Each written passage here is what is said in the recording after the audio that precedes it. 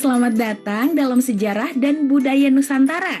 Hari ini kita belajar di rumah saja untuk menghindari penyebaran COVID-19. Ayo siapkan alat tulismu untuk menjawab pertanyaan mengenai sejarah dan budaya Maluku. Kerjakan tugas ini dengan bimbingan guru atau orang tuamu ya. Sekarang mari kita simak sejarah dan budaya Maluku selengkapnya. Hai teman-teman, kali ini kita akan menyimak sejarah rempah di Kepulauan Banda yang terletak di Provinsi Maluku. Rempah-rempah yang tumbuh dan ditanam di Nusantara selama berabad-abad silam telah menjadi daya tarik bagi bangsa-bangsa asing untuk datang. Salah satu wilayah penghasil rempah terbesar di timur Indonesia adalah Kepulauan Banda. Kepulauan Banda adalah wilayah penghasil buah pala terbesar dan terbaik di dunia. Sejak abad ke-13, pala telah dibudidayakan oleh masyarakat Banda. Kemajuan perkembangan perdagangan pala pada abad ke-15 membuat Banda semakin ramai dikunjungi oleh orang-orang asing dan perlahan menguatkan Banda sebagai pelabuhan rempah yang ramai.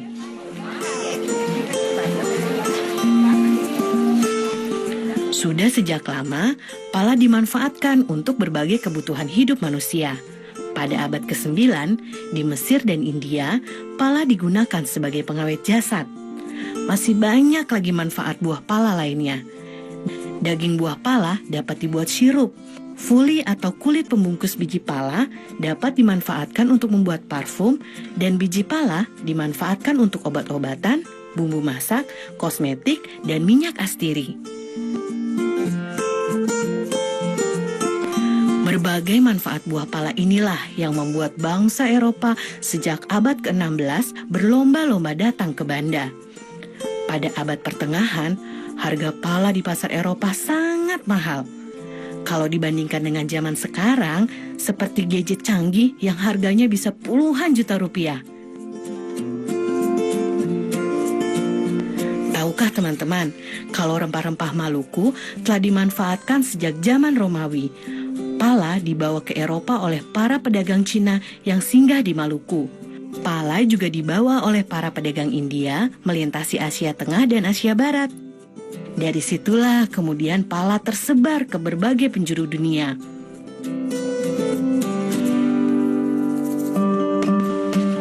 Selama puluhan tahun, bangsa Eropa berlayar mengelilingi dunia mencari sumber rempah-rempah. Bangsa Portugis menjadi yang pertama kali mendarat di Banda pada tahun 1512. Kedatangan bangsa Portugis kemudian disusul oleh kedatangan bangsa Belanda pada tahun 1599. Inggris pun tak mau kalah. Mereka menyusul Belanda datang ke Banda pada tahun 1601. Persaingan Belanda dan Inggris memperebutkan pala di Banda akhirnya membuat Portugis tersisih. Melalui Serikat Dagang VOC, Belanda menjalankan taktik yang kejam untuk menguasai perdagangan pala. Belanda bahkan tak segan menggunakan berbagai cara, termasuk menyingkirkan para pemimpin desa atau yang dikenal dengan orang kaya. Kedatangan bangsa Eropa yang ingin menguasai perdagangan pala membuat masyarakat Banda menderita. Kejayaan pala sebagai rempah-rempah yang dicari oleh masyarakat dunia justru membuat masyarakat Banda perlahan terpinggirkan. Pada abad ke-19, setelah Inggris berhasil merebut Pulau Run dari tangan Belanda, Inggris kemudian membawa pohon pala keluar dari Banda dan mulai menanamnya di Sumatera dan Malaysia. Sejak saat itu, monopoli perdagangan pala dunia yang dikuasai oleh VOC pun runtuh. Teman-teman, kini pala dapat kita peroleh dengan mudah di seluruh Indonesia. Ibu dan nenek kita sering memakai bubuk pala sebagai bumbu dapur. Kita juga bisa menikmati berbagai olahannya, seperti manisan, sirup, dan minyak gosok. Ternyata, di balik bentuk pala yang mungil, tersimpan sejarah yang luar biasa ya. Sampai jumpa di cerita seru sejarah Indonesia lainnya. Nah, adik-adik, sekarang waktunya menjawab pertanyaan. Siap-siap mencatat ya. Pertanyaannya adalah, bagaimana cara membudidayakan tanaman buah pala? Dicatat ya, bagaimana cara membudidayakan tanaman buah pala? Jawablah pertanyaan ini sebagai tugas ya.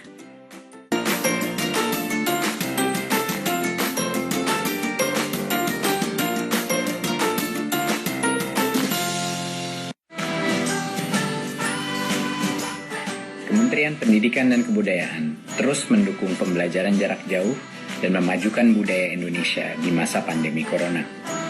Saksikan program Belajar dari Rumah setiap Senin sampai Minggu untuk semua jenjang pendidikan, guru, dan orang tua hanya di TVRI. Marilah kita bersama-sama belajar dari rumah.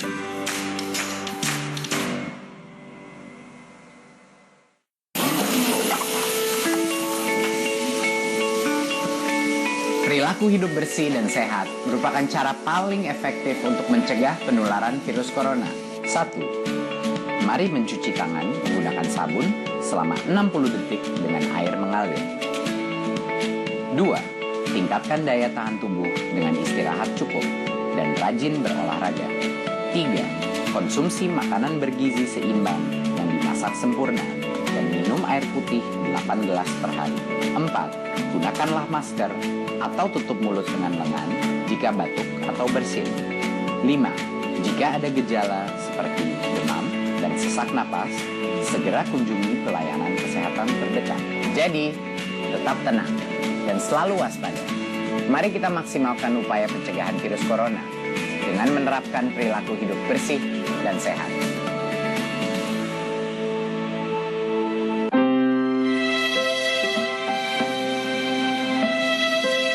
Kamu nggak sekolah? Nggak ada biaya, Pak De. Kan ada KIP. Saya itu masih bingung bagaimana cara mengurusnya. Kamu tinggal datang ke sekolah sama anakmu. Nanti akan diurus oleh sekolah. Punya anakku aja udah cair kok.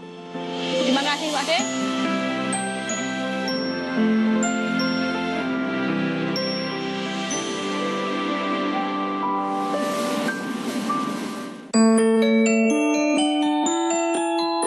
Menemani pagi hari Anda di akhir pekan, suguhan film-film pendek karya sinias-sinias muda berbakat Indonesia menghibur Anda bersama keluarga. Temukan pesan-pesan pendidikan syarat makna. Cerita Pagi, Sabtu dan Minggu, pukul 8 waktu Indonesia Barat. TVRI, Media Pemersatu Bangsa.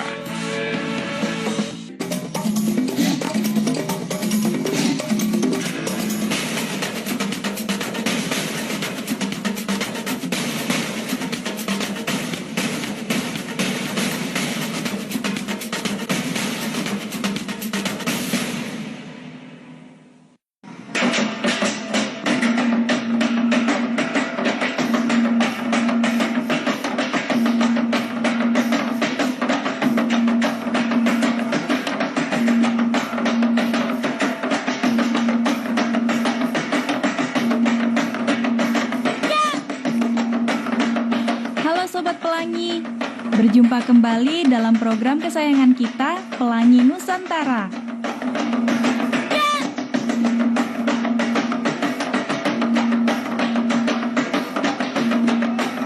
Sobat Pelangi, coba lihat teman-teman kita yang cantik ini. Mereka itu sedang menari apa ya?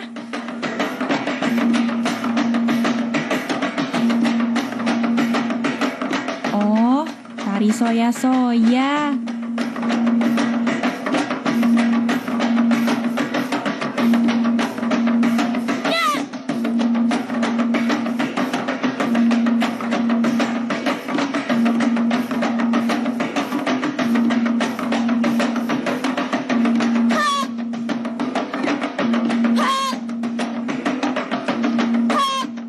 Tari soya-soya itu apa sih? Adik-adik, tarian soya-soya itu adalah tarian perang ya yang menceritakan tentang peperangan ya, kemarahan masyarakat Maluku Utara. Dan asalnya itu sebenarnya dari Pulau Kayoa. ya. Pulau Koyowa itu di salah satu pulau di Halmahera Selatan yang kemudian menyebar ke seluruh Maluku Utara. Oh, ternyata tari soya-soya itu berasal dari Maluku Utara. Aku ingin tahu deh, latar belakang atau sejarah adanya tari soya-soya ini. Waktu itu terciptanya itu secara spontan sebenarnya ya adik-adik. Pada saat masyarakat atau yang di sana di daerah Maluku Utara itu disebut dengan Balakusu Sekano-Kano. Ya, Balakusu Sekano-Kano itu artinya rakyat yang merasa marah mengetahui bahwa Sultan Babula diculik kemudian dibunuh. Seperti itu sampai terciptanya tarian tersebut gitu. Sobat Pelangi, perhatikan deh pakaian dan tata rias wajah mereka. Keren ya. Kalian mau tahu tidak bagaimana mereka merias wajah dan tata cara mengenakan kostum untuk tarian soya-soya ini? Kalau aku sih mau tahu banget. Kita simak penjelasan berikut ini. Untuk kostum soya-soya ini dari setelan seperti kemeja dan celana panjang. Kemudian ada selempang kiri kanan ya warna merah atau kuning. Kemudian rok. Nah, rok ini adik-adik berwarna 4 aja ya. Topi itu kita namakan toala lipat ya. Tidak ada ornamen lain kecuali ngana-ngana di sebelah kanan. Dan salawaku yang kita pakai di kiri itu menggambarkan seperti ornamen untuk perang ya waktu saat itu. Jadi tarian soya-soya karena laki-laki semua, kita tidak memakai make up. Di tarian soya-soya ini ada sekitar 12 gerakan dasar ya. Nah, tapi sampai sekarang itu kita belum ada namanya. Dari gerakan 1 sampai gerakan 12. Tapi setiap pergantian gerakan tadi sudah ada namanya, yaitu namanya saya ya. Jadi setiap pergantian dari gerakan 1 ke gerakan berikutnya itu kita namakan saya. Dan salah satu gerakan yang kita sebut suba, yaitu pada saat kita hormat ya, kita duduk kemudian kita hormat, itu menggambarkan kita menghormati. Jadi cerita dari setiap gerakan itu ada ceritanya. Salah satunya itu kita suba, itu menggambarkan kita suba atau hormat atas jenazah yang sudah ditemukan tadi, jenazah dari Sultan Babula tadi. Jadi kostum adik-adik yang digunakan untuk penari soya-soya ini sangat unik ya. Kita adaptasi dari bangsa kolonial dulu rupanya ya. Jadi ada atasan setelan putih-putih dasarnya dan memakai rok. Jadi penarinya semua laki-laki, tetapi kostumnya ada memakai rok ya.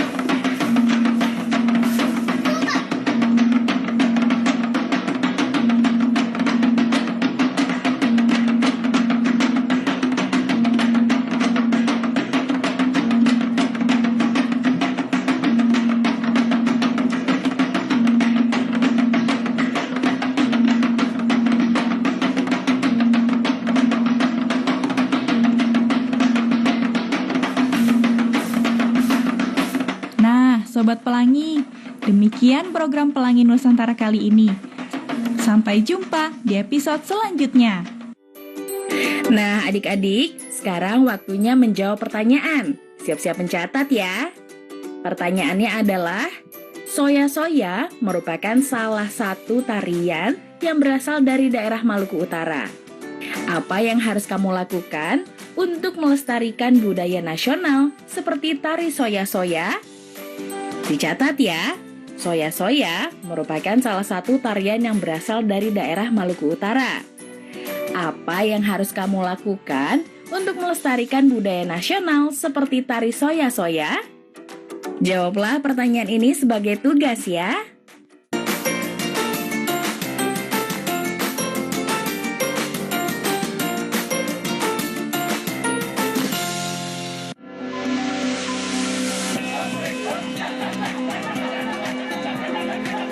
Indonesia memiliki keragaman budaya yang tersebar dari Sabang sampai Merauke.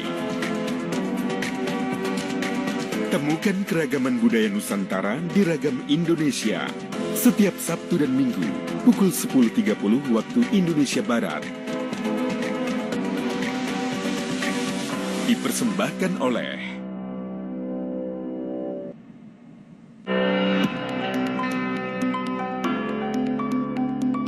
Bulan suci penuh berkah kembali tiba.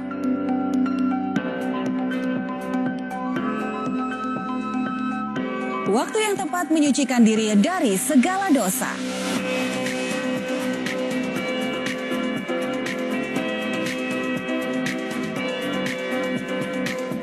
Saksikan konser Marhaban Ya Ramadan bersama saya Dewi Gita. Bersama saya Lucky Octavian. Bersama saya Rina Fahlevi. Dan saya Teguh Fajri, tentunya hanya di TVRI, Media Pemersatu Bangsa. Pemerintah mengimbau masyarakat dapat bertahan di rumah saja. Ini yang membuat saya rindu akan mereka. Walau berjauhan, jarak bukan alasan untuk berhenti mendapatkan pendidikan. Ini adalah tanggung jawab kita bersama. Untuk masa depan anak-anak kita, anak-anak Indonesia.